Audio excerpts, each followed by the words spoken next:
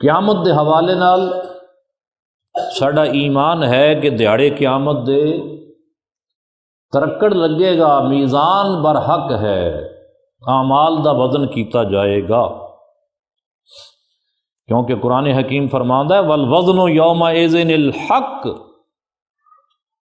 اس دن اعمال دا وزن ہونا درست ہے، برحق ہے۔ اور فرماندا ہے فمن ثقلت موازینہ فاما من ثقلت موازینہ فہو فی عیشۃ راضیہ، جس دے نیک اعمال دا پلہ بھاری ہوئے گا، نیک اعمال وزنی ہون گے، وہ دل پسند زندگی وچ ہوئے گا۔ واما من خفت موازینہ فامہ ہاویہ، تے جس دے نیک اعمال دا پلڑا ہلکا ہوئے گا، اس دی منزل ہاویہ ہے۔ فرمایا وما ادراک ما ہی، تینوں کی پتہ وہ ہاویہ کی ہے؟ نار حامیہ، بھڑکدی ہوئی اگ ہے۔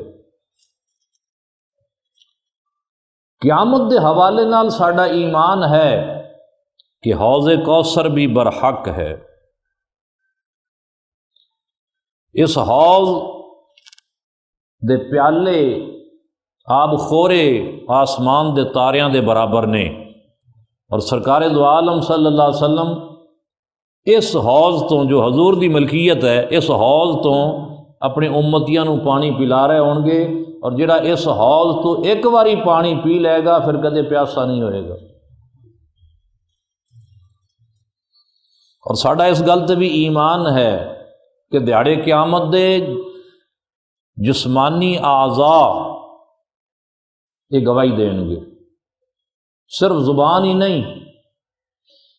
الیوم نختم علی افواہہم وتکلمنا ایدیہم وتشہد ارجلہم، فرمایا اج زبان دے اوتے اسی مہر لا دیاں گے، ساڈے نال کلام کرن گے، گفتگو کرن گے مجرم دے ہاتھ، اور اس دے پیر بھی گواہی دین گے، حتیٰ کہ جسم دا چمڑا اور کھل بھی بول کے اللہ دے حضور مجرم دی گواہی دے گا، خود مجرم دا چمڑا اور اس دی کھل اور جلد بولے گی۔ تو جسمانی اعضاء دا اس دن بولنا اور اللہ دے حضور گواہی دینا، یہ بھی برحق ہے۔